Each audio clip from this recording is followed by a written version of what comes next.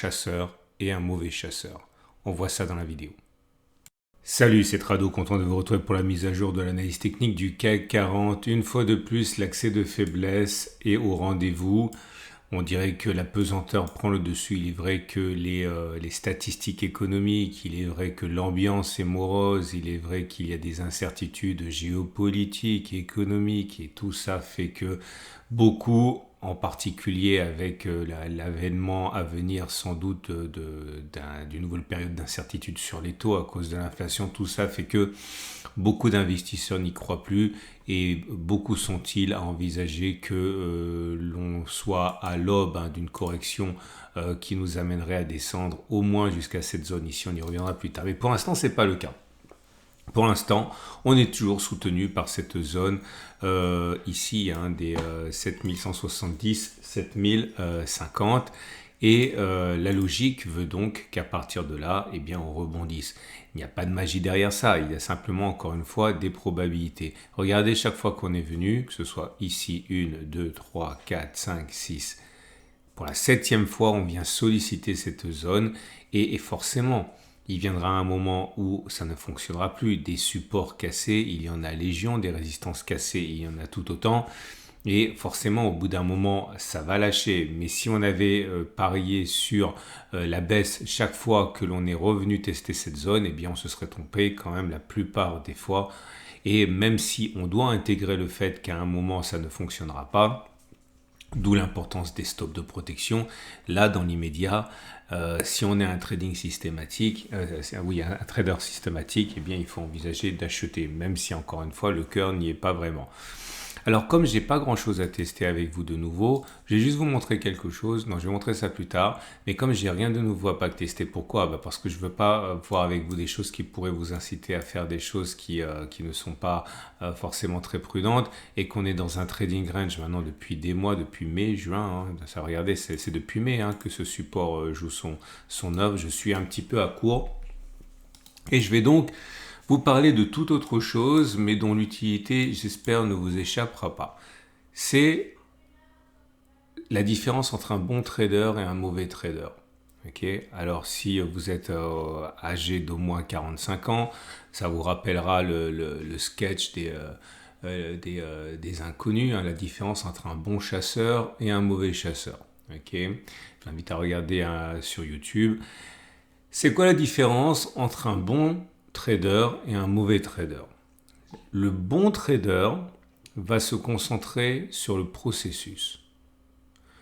Le trader amateur en formation, ou alors pas en formation mais simplement mauvais trader, va se concentrer sur les résultats. C'est-à-dire que le trader amateur considérera qu'un bon trade, c'est un trade gagnant. Et un mauvais trade, c'est un trade perdant. À l'inverse, le trader professionnel qui a déjà testé ses stratégies, c'est exactement ce qui fonctionne et ce qui ne fonctionne pas dans le temps, va se concentrer non pas sur les résultats, mais sur le respect de la méthode. Et un bon trade, c'est un trade qui s'est fait dans les règles de l'art du respect de sa méthode. Alors ça a été extrêmement bien résumé par ce document que je vais partager avec vous, que je trouve encore une fois absolument formidable, tant il résume bien la situation. Ok? Bon, peut-être que vous ne parlez pas anglais, mais je pense que la plupart d'entre vous n'auront pas de difficulté à comprendre ça. Voilà l'idée. Comme j'ai dit précédemment, le trader amateur est concentré sur les résultats. Ok? Est-ce que je vais gagner de l'argent ou est-ce que je ne vais pas gagner de l'argent? Si j'ai perdu, c'est un mauvais trade. Si j'ai gagné, c'est un bon trade. Et du coup, tout processus d'amélioration passe au second plan. En particulier, si c'est un trade gagnant. Et c'est là que c'est dangereux. Alors que le trader professionnel, ou alors avec beaucoup d'expérience, ne va pas se concentrer sur les résultats, mais sur le processus. Est-ce que j'ai adhéré ou est-ce que je n'ai pas adhéré à mes règles? Est-ce que j'ai respecté mes règles ou est-ce que je les ai brisées? Et si j'ai respecté les règles et que j'ai gagné, ben bravo, voilà, je suis dans le sens des probabilités. Et si j'ai perdu, bah, c'est pas grave parce que je sais que ça arrive. Hein. Si j'ai bien fait mon travail, je sais que je serai face à des trades perdants X% du temps et ça ne va pas plus loin. Maintenant, si j'ai brisé les règles, et ça m'arrive occasionnellement de le faire parce que je ne faisais pas attention, parce que je pensais à autre chose, bref. Si j'ai gagné, eh bien surtout, on ne met pas ça sur le dos du talent, on met ça sur le dos de la chance, on le sait, on est conscient de ça. Et si j'ai perdu, eh bien on s'en remet une autre derrière la tête parce qu'on a été stupide, donc c'est la double peine. Pourquoi est-ce que je vous en parle? Je vous en parle parce que justement, vous devez comprendre ce qu'est un bon trader et ce qu'est un mauvais trader. 2, vous devez comprendre ce que vous êtes obligé de faire maintenant. Sommes-nous dans une situation qui diffère de ce qu'on a testé préalablement et qui a fonctionné? Votre réponse est forcément personnelle à votre méthode, mais pour moi, c'est non.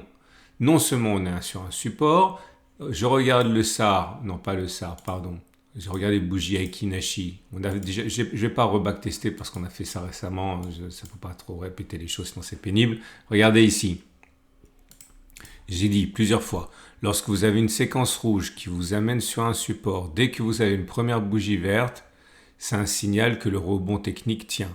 Ça a fonctionné une fois, ça a fonctionné 2 fois, ça a fonctionné 3 fois, ça a fonctionné 4 fois, ça a fonctionné 5 fois, et là, on a eu le signal. Que pouvez-vous faire d'autre que de respecter ce signal si vous êtes un trader systématique? Alors à moins que vous ayez une batterie d'autres tests qui vous montrent une condition supplémentaire qui elle aussi a été testée et qui milite dans le sens que cette fois ça ne va pas fonctionner, dans l'absence de cette condition supplémentaire, et si vous n'avez pas été plus loin que ce que moi je vous ai dit là, eh bien vous êtes obligé de prendre ce trade. C'est pas grave si vous le perdez. D'ailleurs, je vais le prendre. Et mon sentiment intérieur, c'est que ça va être un trade perdant. Mais vous pouvez être certain que si vous commencez à initier une stratégie qui mélange le systématique avec le discrétionnaire, comme ça vous arrange, à l'instinct, vous êtes sur une autoroute pour de la frustration, pour des pertes et pour un trading de souffrance. Okay, c'est soit l'un, soit l'autre. Et en l'occurrence ici, je vais donc initier une position acheteuse malgré encore une fois ma réticence. Bref, tout ça pour dire qu'on est sur une zone de support. Et je vais rentrer et je vais mettre un stop de protection un peu par là et puis ça va être comme ça. J'espère que cet aparté vous apporte quelque chose malgré le caractère, on va dire, un peu inhabituel. Hein.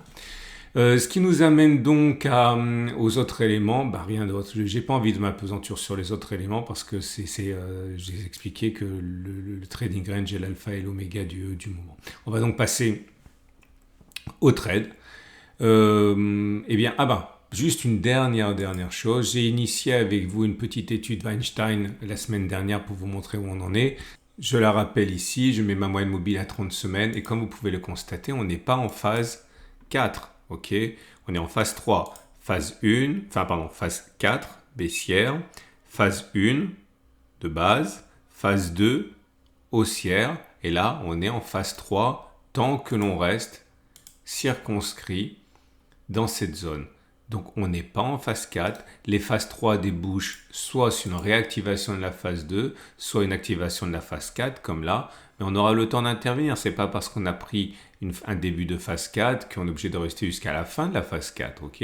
Donc pour l'instant vous voyez bien que même si tous les éléments fondamentaux pointent dans le sens d'une correction marquée des indices d'ici quelques mois, y compris le dernier test que j'ai fait avec vous avec le Thrill and Break, ok? Pour l'instant on n'y est pas et comme disait ma grand-mère, cette sage-femme, avant l'heure, c'est pas l'heure. Ok ? Et voilà donc pourquoi je vais présenter les trades du jour. Je vais acheter. Votre rendez-vous avec IG. IG, bien plus que du trading. Une équipe d'experts à vos côtés. Je vais acheter. Je vais mettre un stop de protection un petit peu large. Ok ? Je vais mettre un stop de protection, allez, à peu près ici. Ok, on peut me laisser un peu respirer avec un ratio gain-risque. Vous avez bien aimé ce que j'ai fait, donc je vais continuer. Je vais partir en termes de ratio gain-risque. Donc je vais rentrer à peu près là et je vais viser, allez, 1,3, 1,5. Voilà, si on revient ici, ça fait un ratio 1,3 que j'utilise dans le cercle très souvent. Et donc à partir de là, voilà, si ça fonctionne, tant mieux. Si ça fonctionne pas, tant pis. Mais je vous garantis que si ça fonctionne pas, ça m'empêchera pas de dormir parce que je suis un trader de process, je ne suis pas un trader orienté résultat. Voilà. Si vous voulez récupérer ce graphe, ce schéma pour pouvoir l'analyser de votre côté, je vais le mettre dans l'onglet communauté de ma chaîne YouTube. Je vous rappelle, c'est très simple. Il y a plein d'alertes d'ailleurs que j'ai mises cette nuit pendant que vous dormiez. Donc allez voir ça, onglet YouTube, onglet communauté, et vous avez le graphe si vous voulez, le schéma si vous voulez vous en inspirer. Excellente journée, vous allez trouver toutes les vidéos du week-end si ça vous intéresse, notamment préparer la semaine de trading, etc. C'est par transparence de cette vidéo. À demain pour la mise à jour.